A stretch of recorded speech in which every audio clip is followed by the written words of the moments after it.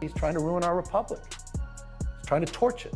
What more evidence do we need on a day-to-day basis? This madness, masked men, not even identifying themselves, no warrants, terrorizing communities, people dying. Which brings me to California Governor Gavin Newsom. Respectfully, what are you doing? You're the governor of the state of California in the... What happens when someone picks the wrong fight and doesn't even see it coming? Gavin Newsom took a swing at New York. Stephen A. Smith responded like someone had just disrespected him on the biggest stage possible. No mercy, no pause, just straight total obliteration. The rant was loud, personal, and borderline historic. This wasn't commentary. This was a punishment, and the internet felt every single second of it. So, how did one political jab turn into a Stephen A. Smith explosion heard across all of America? That's exactly what we're about to break down. Down with Gavin Newsom, because my issue with Gavin Newsom is like, listen, you look great in those blue suits. You're very articulate, very smart, very quick-witted. I love how you've been trolling Trump, because I thought that was necessary, in order to compete with Trump. But I can't ignore the fact that you're number one in unemployment, number one in homelessness and poverty and all of this other stuff, and the price of the affordability issues in California. I can't ignore all of that. I can't ignore the fact that there's no way I can see you winning an election with some of the things that have been happening in the state of California. If you're enjoying this, please subscribe to the channel. It helps more than you know. From the moment Gavin Newsom stepped onto the national stage, he brought a swagger that very few politicians can actually pull off. California's governor has always carried himself like a man, auditioning for something far bigger than just a statewide role. He projects the confidence of someone who already has his eyes locked on a national spotlight, and has for a very long time. Donald Trump wants another election. You think for a second you want... I have 24 Trump 2028 hats. His folks keep sending me. And you think he's going to run again? Don't give me. Who spends $200 million on a ballroom at their home and then leaves the house? So this is serious, guys. This is serious. So it'll be Newsom Trump in 28. No. This guy doesn't believe in free, fair. Donald Trump wants another election. You think for a second you want to have 24 Trump 2028 hats. His folks keep sending me and you think he's going to run again. Don't give me you don't who spends $200 million on a ballroom at their home and then leaves the house. This is serious, guys. This is serious. So, it'll be Newsom Trump in 2018. No. This guy doesn't believe in free Pharaoh. Why are you over in Davos, Switzerland, talking to folks and speaking negatively about the president of the United States? What am I talking about? Listen to Gavin Newsom talk about Donald Trump today. Did it stand out to you that he said Iceland multiple times when he was talking about Greenland?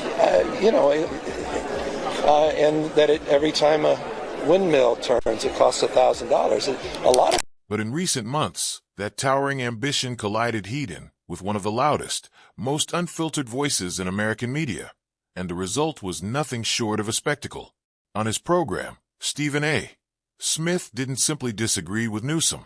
He dismantled him with a ferocity so fierce and so focused that it instantly ignited social media, cable news tickers, and political commentary everywhere. Crockett has been on this air, or invited on this show for 4 months. AOC has been invited on this show for 4 months. Gavin Newsom has been invited on this show for longer than that. Props to Hakeem Jeffries. He's a friend of the show. Always welcome on here. I like that man. I respect him. Chuck Schumer's been invited on this show. Hasn't shown up. What unfolded was not merely a critique.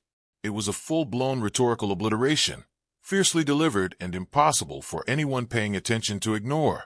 To understand why Stephen A.'s takedown landed with such devastating force, we need to look closely at who Gavin Newsom really is, what his record in California actually looks like, and why his recent conduct has drawn so much intense scrutiny. Being candid and open about his feelings about our president on United States soil. To go over to another country, Switzerland, to go over there and to be in the presence of other European leaders speaking against the President of the United States. Giving a fair hearing to critics on both sides. Noem's tenure as governor of the largest state in the Union has been defined by dramatic ambition and equally dramatic controversy. His policies have reshaped debates on homelessness, housing, environmental regulation, and governance itself, creating both fierce defenders and deeply frustrated detractors. A growing chorus of critics argues that whatever California has achieved under Noem has come at a severe and painful cost. And for many observers, including Stephen A. Smith, that record became wide open for attack the moment Noem chose to step onto the world stage and openly criticize national political figures. Stephen A. Smith built his entire career on passionate commentary, unapologetic bluntness, and a willingness to say what everyone else is too afraid to say. To whether the topic is basketball, pop culture, or politics, Smith communicates with such raw intensity that there is absolutely no ambiguity about where he stands. So when Gavin Newsom traveled to Davos, Switzerland, and openly criticized former President Donald Trump on foreign soil in front of a global audience, Stephen A. didn't just raise an eyebrow. He reacted with thunderous incredulous, move a miscalculation of historic proportions. According to Smith, there's a massive difference between voicing disagreements at home and dragging America's internal political battles onto an international stage in front of foreign leaders. Stephen A. called it a violation of basic American sensibility, odd arguing that public political feuding should never be performed before the rest of the world against your own country's leaders. California's top Democratic Governor Gavin Newsom is speaking out against his own party. Newsom criticized the party and implored fellow Democrats to take accountability for their losses and called the party's current brand, quote, toxic, end quote. Newsom appeared on Real Time with Bill Maher and said the following, quote, Democrats, we tend to be a little more judgmental than we should be. We need to own our mistakes. We need to own what's wrong with our party.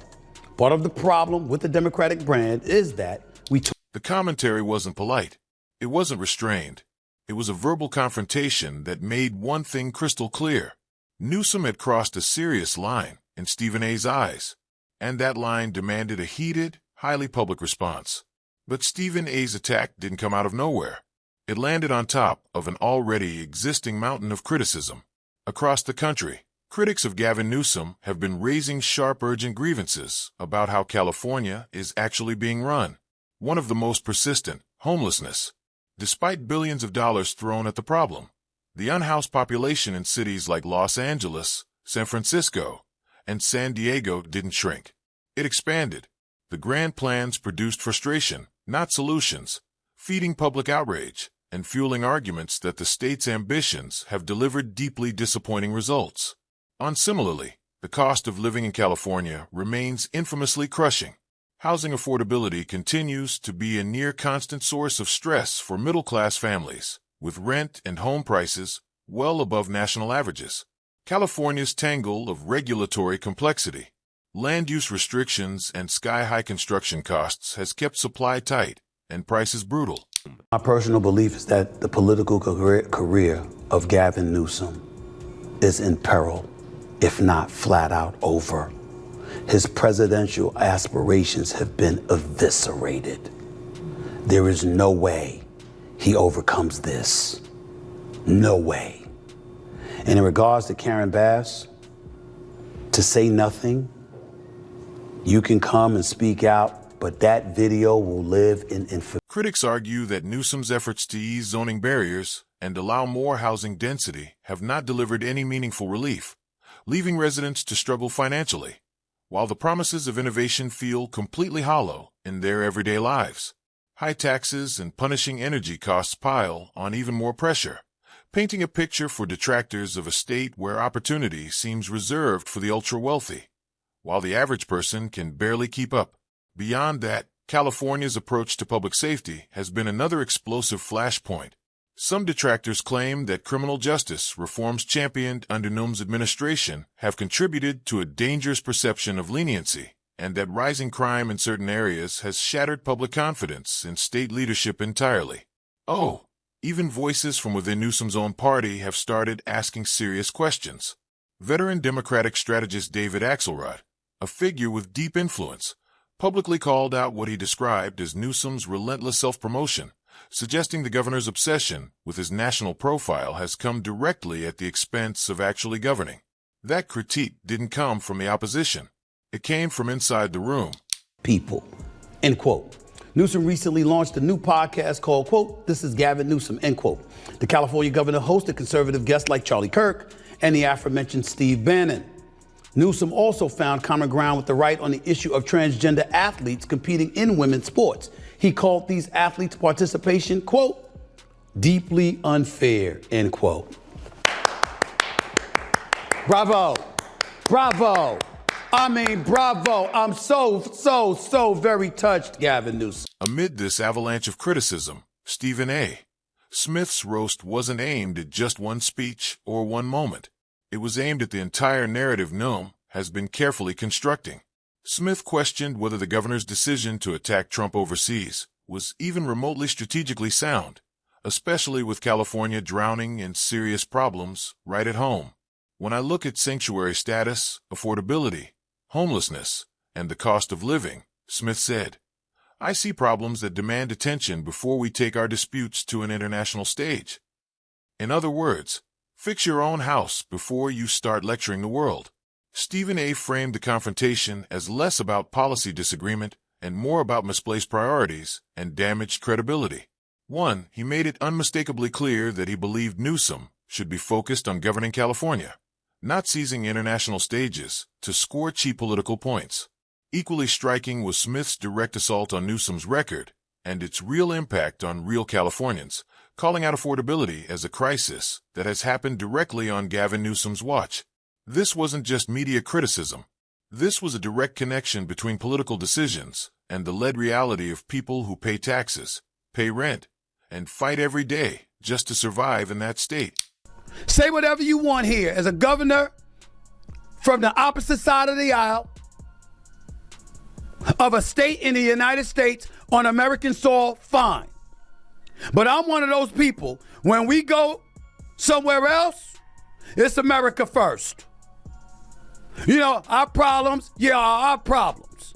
But we ain't taking dirty laundry outside.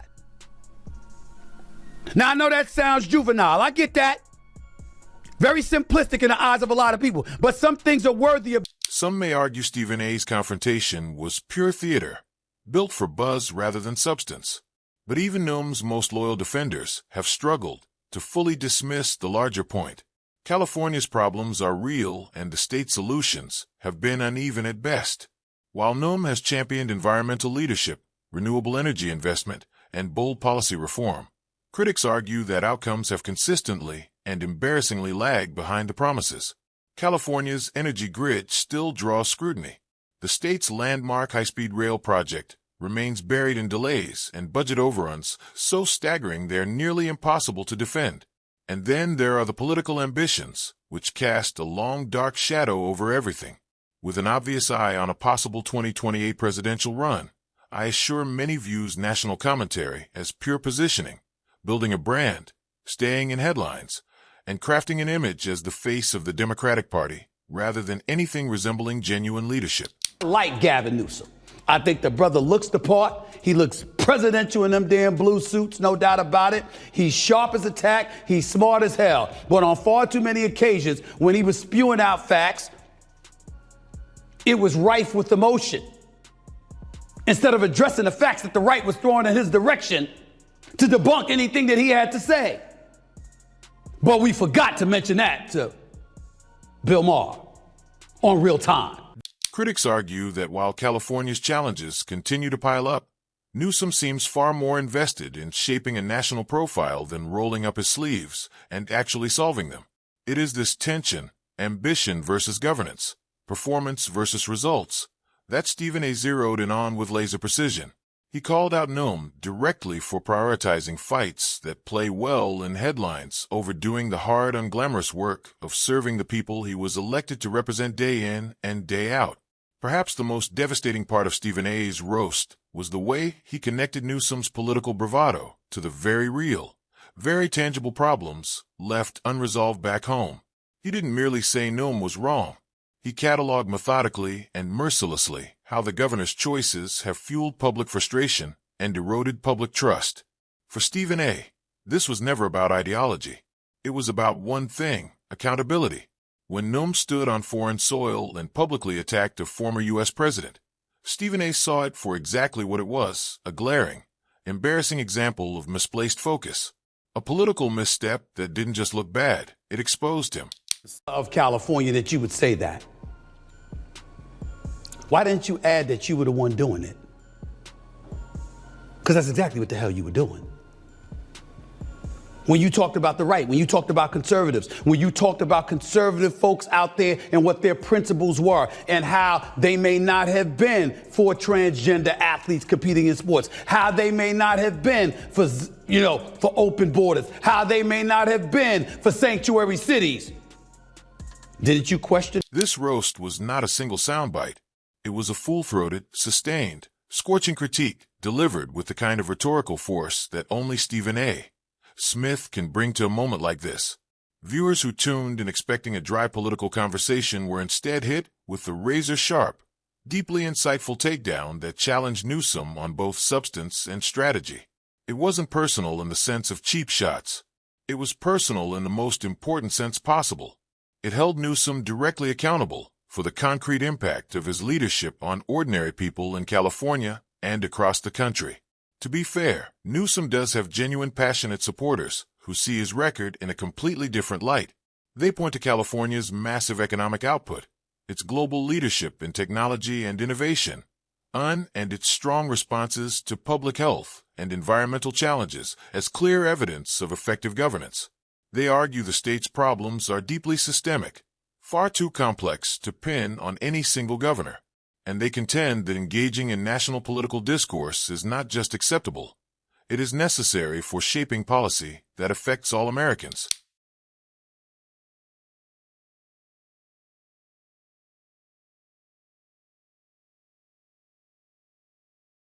Both sides carry real weight. Both perspectives deserve to be heard. But without question, Stephen A. Smith's roast tapped into something raw and real. A deep vein of skepticism that cuts straight across the political spectrum, rooted in years of unmet expectations and an urgent hunger for actual tangible results. What makes this moment so much bigger than a media clash is what it reveals about how media, politics, and public perception violently collide in today's world.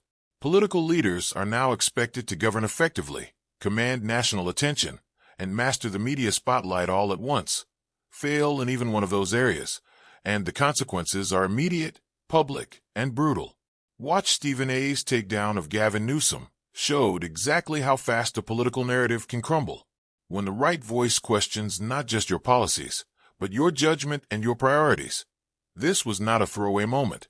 This was a high-stakes collision that exposed something far deeper: the dangerous tension between leadership and ambition, between governing and performing, results versus rhetoric, governance versus self-promotion. In the end, public figures are never judged by what they intended to do. They are judged harshly, publicly, and permanently by what they actually did when the spotlight was at its absolute brightest.